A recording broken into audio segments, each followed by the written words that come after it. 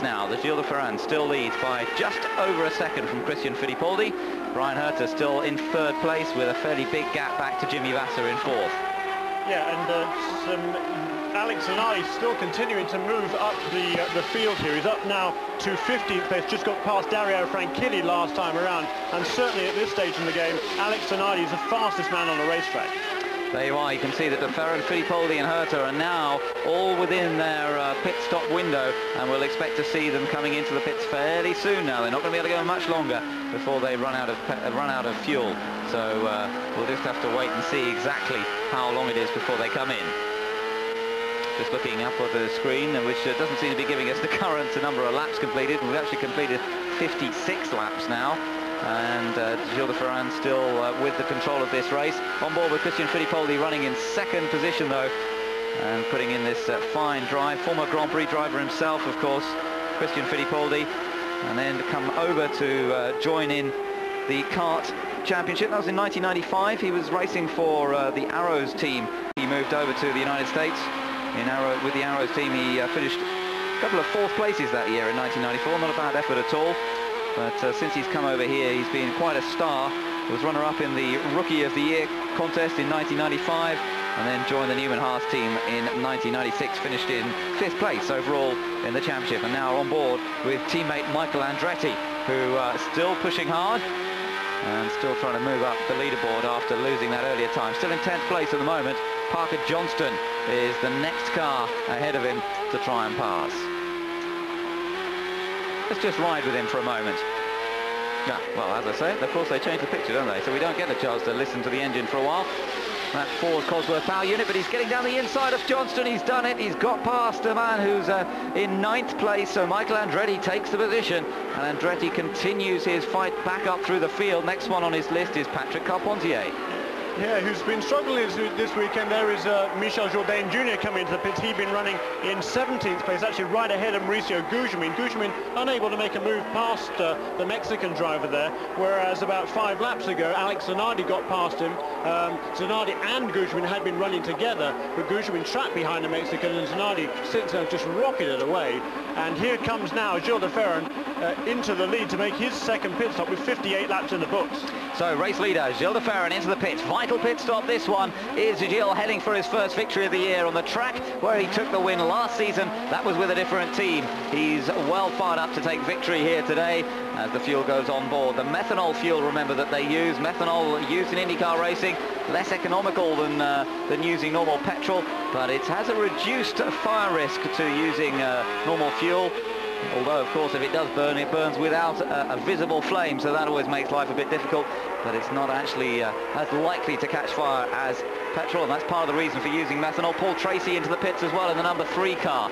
He was in 11th place. As he comes back out, you can hear the engine on the limiter, and that's because they've got to stay within that 60-mile-an-hour speed limit as they come down the pit lane. He then takes his finger off the button, takes off as he comes down to the exit, and now our race leader is this man, Christian Fittipaldi, the 26-year-old nephew of Emerson Fittipaldi. Interestingly, Emerson, one of only 2 drivers to have won 3 races here at Cleveland. It's in the family to have success here at Cleveland, and Christian is driving superbly well at the moment. His father, Wilson Fittipaldi, here also this weekend, always a firm fan of Christian's and always there in support. He is indeed. He's here at every race cheering on his son, and his son really is doing a fabulous job. There is Alexa Jr. also in for routine service as flashes past us. Alex Zanardi now hot on the heels of Bobby Rahal. That is actually for 10th place right now. Greg Moore in the pits as well. Let's see how cleanly that is. Away he goes. It looked like a pretty good stop for the Canadian. The Forsyth Racing team doing a good job in the pits at the moment. And Moore comes back out. It'll take ourselves a lap or so to sort it all out. Are we going to see Christian coming into the pits this time? Yes, we are. He comes down the left-hand side of those cones where they've taken the wall away from yesterday, and make things a little bit safer. Fittipaldi into the pits. Now then, what we've got to do, out of our pit box, out of our commentary box here, we've just got a bit of a view of the straight alongside the pits, and hopefully we'll be able to tell you whether he is going to be able to get out in front of Gilles de Ferran when he comes back out. Remember, there was only a second between these two, battling for the lead when Gilles de Ferran made his stop. They seem to have a problem. They haven't got it jacked up properly. They can't get the right rear tyre on. The jack has not worked properly. The onboard jack. Christian Fittipaldi hits the steering wheel in frustration. They haven't got that right rear on, and they cannot get it on yet. He cannot believe it. The disappointment for Christian Fittipaldi. Oh no, what is going on? They cannot get the car up in the air. Now they finally get it up in the air properly, and they can get the rear tyres on. Michael Andretti, meanwhile, is also in the pits. It looks as though he's had a cleaner pit stop, and there's a battle between them as they come out of the pit lane. Who's it going to be across the blend line? Oh, it's close to see. I think Michael just got the edge there as they come out of the pits. Christian Fittipaldi, suddenly the prospects of getting on the podium seem to have evaporated, and what a disappointment for the Brazilian, who's driven such a superb race up to that moment. Heartbreak for Christian Fittipaldi. Here's a great dice. There he is back on the racetrack now, finally, but all hope of victory long gone now for the Brazilian driver. Very, very sad indeed for Christian Fittipaldi. What it means is that Gilles de Ferran will now have a very comfortable lead indeed when they come round at the end of the next lap. Adrian Fernandez comes out of the pits after a look like a fairly clean stop for Fernandez, the Mexican, coming back down out of the pit lane to join on at turn 1, and we've completed 61 laps now. And in fact, Alex Zanardi has come up to the lead of this race, with Gilles de Ferran having made his pit stop. Zanardi, though, will have to stop soon as well, as Mark Blundell battles with Brian Herter. Let's just see where we are in that little battle. Blundell gets past Brian Herter there, or stays in front of Herter. Herter at the moment is running in 3rd position. So this is an interesting tussle going on between these two. Finally, Herter gets past to Mark Blundell, who's some way further down the order, having lost that time earlier on with the out-of-sequence pit stop. So, things beginning to settle down. Or does he? No, he comes back past Herter again. Great racing between these two. Blundell and Herter putting on a great display of what can be done here at Cleveland on this airfield circuit. It really does lend itself to overtaking and then repassing, and it's a great battle going on between these two. And that is for position, I think, because Blundell, of course, made that stop after Herter earlier on, and they're now sort of on the same schedule, and there's all sorts of... There goes Gilles de Ferran. I haven't seen Alex Zanardi come past. I think he might have come in the pits. So Blundell up there now in that battle with the pit stops. Our timing screen is deciding not to work very effectively at the moment, so Jeremy's doing a fine job on the lap chart, and that'll keep us up to date, hopefully, with what's going on in terms of the race leaders at the moment. Gilles de Ferran, it looks now with things beginning to settle down after those stops, is now our race leader, as we would have expected. He had a very clean stop, remember, as opposed to Christian Fittipaldi's disastrous stop in the pit lane. So de Ferran is the race leader, and he continues his advantage over Brian Herter by the looks of things. Mark Blundell, yeah, Mark Blundell now up there, but of course he will still have to make another stop. We've not got a very good vantage point here. We're set well back from the racetrack behind the pits, but I'm going to try and keep this chart going, I think, Ben, and at least try and keep a track of who is where at the moment. Here comes Gilles de Ferran past the pits now, past our vantage point. Lap 63 in the books. He is the race leader, and in 2nd place is Mark Blundell. I'd say about 5 seconds behind. Then is Brian Herter, and 4th place will be Greg Moore. Greg Moore and Parker Johnson both together there at the moment, but Greg Moore ahead of Johnson at this point in the race. So de Ferran looking very, very comfortable out front at the moment. Nobody really up there to challenge him. Mark Blundell is quite a lot further back, and he still has to make his final pit stop. There's no way he's going to be able to make it through on what fuel he's got on board at the moment. We've still got something like 26 laps to go at the end of this one, and Gilles de Ferran doing a superb job out front, controlling this race very, very effectively at the moment. And just as he has been really from the early stages, except when Zanardi was just ahead of him. Of course, Zanardi we lost down towards the back of the group when he came into the pits when he wasn't allowed to, and that really has changed the whole complexion of this race. Crossed the line goes one of the other guys, Brian Herter, still running very well there in 3rd place, or in fact 2nd position now. Yep, Herter 2nd, Blundell 3rd.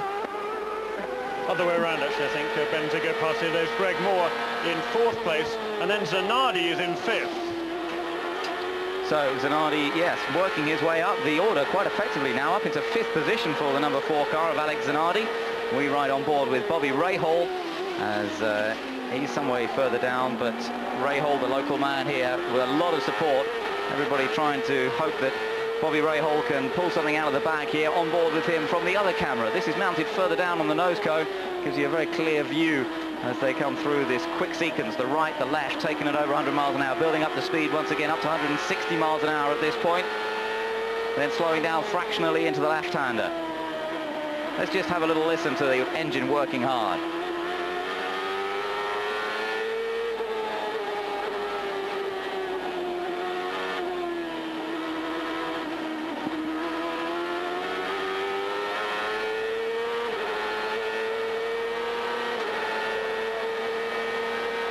So great onboard shots from Bobby Rahal there as the Ford Cosworth engine working hard. Meanwhile, Michael Andretti and Jimmy Vasser doing battle into turn one. Oh, they so nearly hit each other there. Michael Andretti just managing to squeeze past last year's champion, but he may not have got that position safe and sound yet as Jimmy Vasser tries to come back at him once more.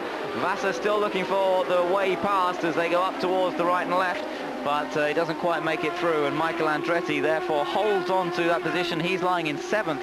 Takes over 7th position. On a previous lap, actually, Alonso Jr. also got past Jimmy Vasser. So that was, these three cars are all battling. We're on board here with Jimmy Vasser. There is Michael Andretti ahead of him, and ahead of there, just a speck and distance, of 2 cars. One of them is the car number 2 of Alonso Jr. So Alonso Jr. running in 6th place. Our leader still de Ferran, though, up front at the moment. Mark Blundell still lying in 2nd place. With in 3rd position Brian Herter, number 8 car. Now there comes Mark Blundell into the pits. So finally he has to make that 2nd pit stop, and this is going to drop him way down the order once again. The winner of Portland is not going to have such a successful run here at Cleveland this weekend. They made their decision early on with the first pit stop not to bring him in under that yellow flag. It seemed to be a little bit of a strange decision, and I don't think they're going to be too happy about it later on in the day. Mark Blundell comes back out, but that's dropped him down the order. 17th position by my reckoning, actually right behind Dario Franchitti, so great shame after a super effort by Mark Blundell. Poor pit strategy. You win and lose by your decisions in this sport. If the caution hadn't have been so long, maybe he would have been in good shape, but that isn't the way it turned out, and on this occasion the strategy did not work, or did not appear to work, let's say, for Mark Blundell. So the situation means that de Ferran is now a leader from Brian Herter, who moves up to 2nd. Greg Moore now up into 3rd place, and that's an excellent effort from the Canadian. And under pressure from Alex Zanardi. There, in fact, is Greg Moore. You can see him, and Zanardi's not far behind. There's the red car, the blue and white car of Greg Moore, the red car target machine of Zanardi. Zanardi lining up Greg Moore for the pass here, looking to go up into 3rd position. This is a great move from Zanardi. Drives around the outside of Greg Moore, and he said that he was making up time under braking. Well, that was a graphic demonstration of it. Greg Moore, though, seems to be in trouble. In fact, he is. There's smoke from the back of the car. It's not just Zanardi going quickly, it's Greg Moore who's in trouble, and there's smoke from the back of the player's machine, and it looks as though the Mercedes engine may be in trouble, or perhaps it's the gearbox that's causing troubles there.